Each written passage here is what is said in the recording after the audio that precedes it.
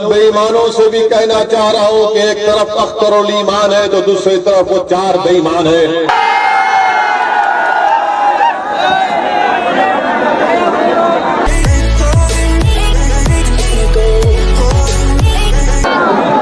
औज़ुबिल्लाहिमिनश्शैतानिर्रजीम कि मजलिस इत्तेहादुल मुस्लिमीन ने बिहार में अपने सियासी सफर का आगाज सीमांचल की सरजमीन से किया और हमने उस वक्त इस बात का आपसे वादा किया था जिसको मैं आज आपको याद दिला रहा हूं कि हम उस वक्त तक खामोश नहीं बैठेंगे जब तक सीमांचल की जनता से इंसाफ नहीं होगा।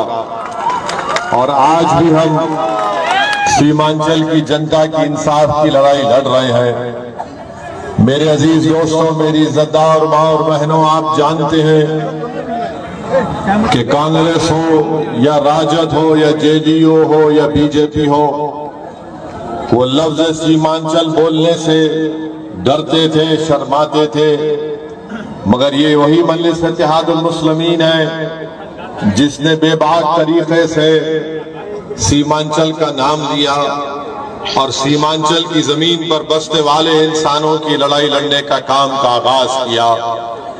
ये वही मजलिस इत्तेहादुल मुस्लिमीन है जिसने भारत की पार्लियामेंट लोकसभा में सीमांचल के इंसाफ के लिए संविधान की आर्टिकल 371 के तहत इस बात का हमने प्राइवेट मेंबर्स बिल दिया कि सीमांचल में एक विकास आयोग बनाया जाए, एक डेवलपमेंट काउंसिल बनाया जाए ताकि सीमांचल से इंसाफ हो सके।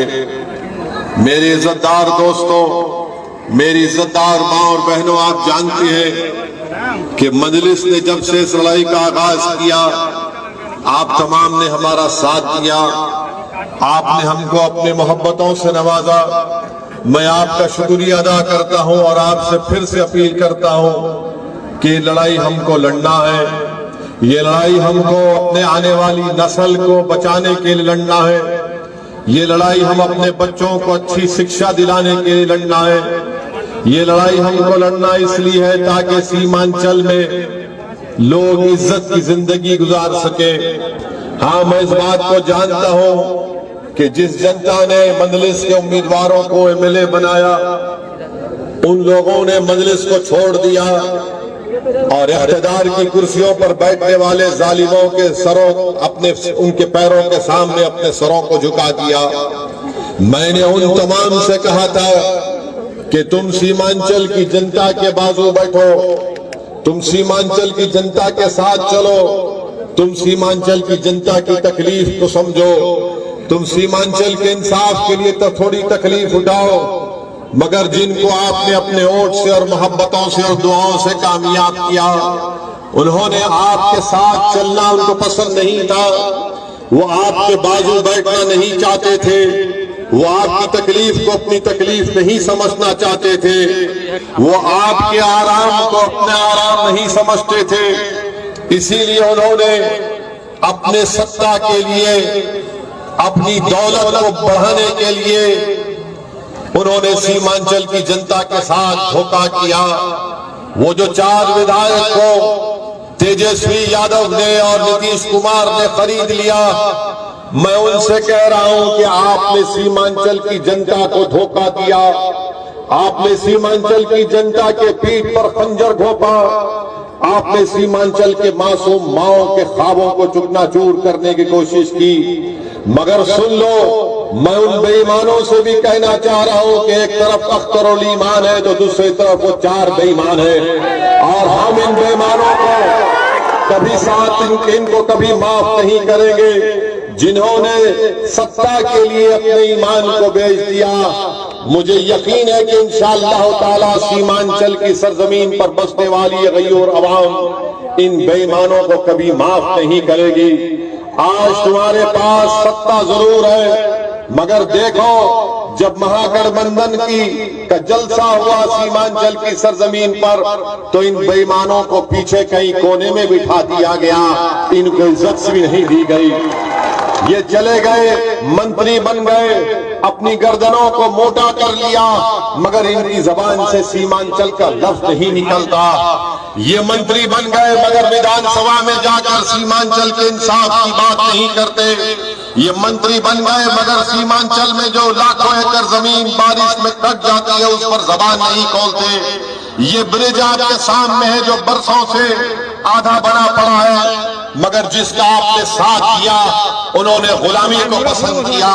मेरे अजीज दोस्तों और बुजुर्गों, हमारे सामने दो रास्ते हैं, या तो हम इज्जत से लड़ते रहे या फिर हम बेइज्जती के साथ अपनी जिंदगी को गुजारे।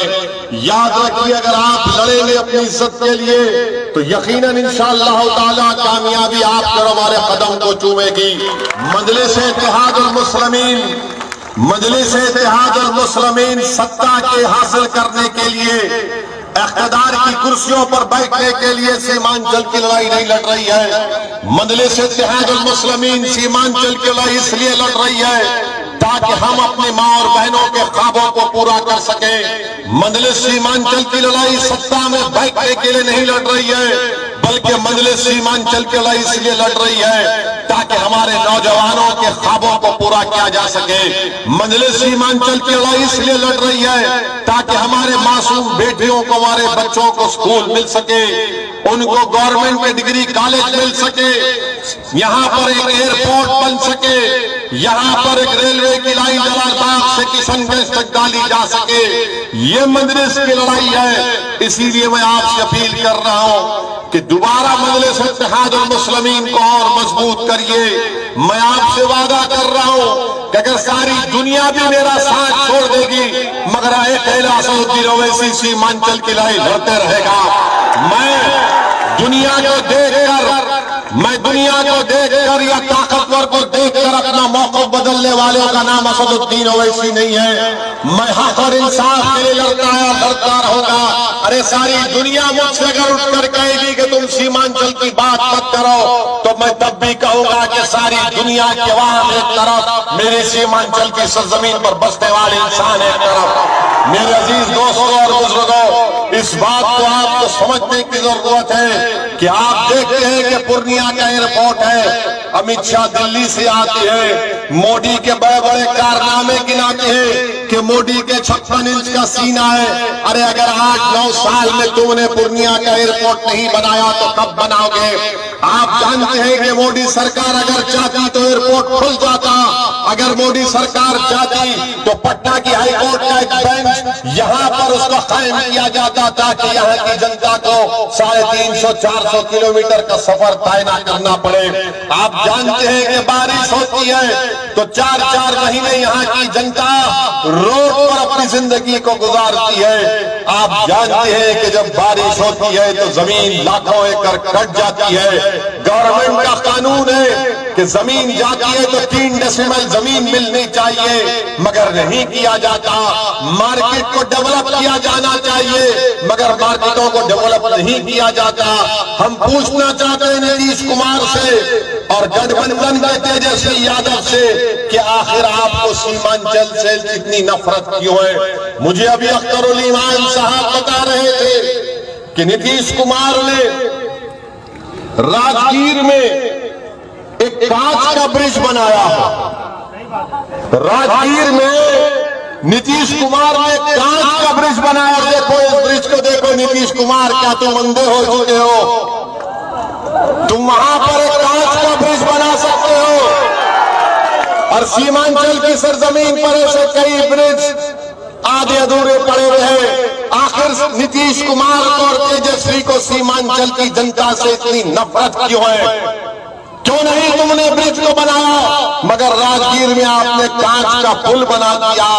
मेरे अजीज दोस्तों और बुजुर्गों, अभी अख्तरुल ईमान ने कहा कि राजगीर में गाया में गंगा का पानी पिलाया जा रहा और यहाँ का पानी में आर्सेनिक है, एसिड है, गंदगी है, जहर है, मगर नीतीश कुमार गाया की जनता को गंगा का साफ पानी पिलाते हैं और सीमांचल की सरजमीन पर बसने वाले बच्चे और उनकी माएं बीमार पड़ जाती है, बुजुर्ग बीमार पड़ जाते हैं गंदा पानी पीकर। सीमांचल से इंसाफ नहीं किया जाता। हम नीतीश कुमार से पूछना चाहते हैं कि नालंदा जिले में आपने क्या क्या काम नहीं करवा दिया? नालंदा जिले को आपने एक महल की तरह तामीर कर दिया, मगर सीमांचल को तुमने क्यों वीरान किया? नीतीश कुमार, सीमांचल को तुमने क्यों वीरान किया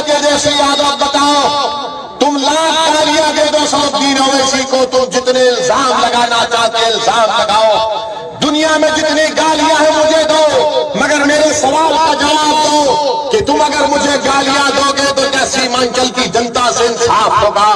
मैं तुम्हारी गालियां सुनने के लिए तैयार हूं। मैं तुम्हारे झूठे इल्जामात का सामना करते आया और करता रहूंगा, मगर याद रखो सीमांचल की इंसाफ की लड़ाई असदुद्दीन ओवैसी मर भी जाएगा, मगर ये जनता लड़ती रहेगी, ये हमारी मां और बहनें लड़ती रहेंगी। मेरी इज्जतदार मां और बहनों, आप जानती हैं कि नीतीश कुमार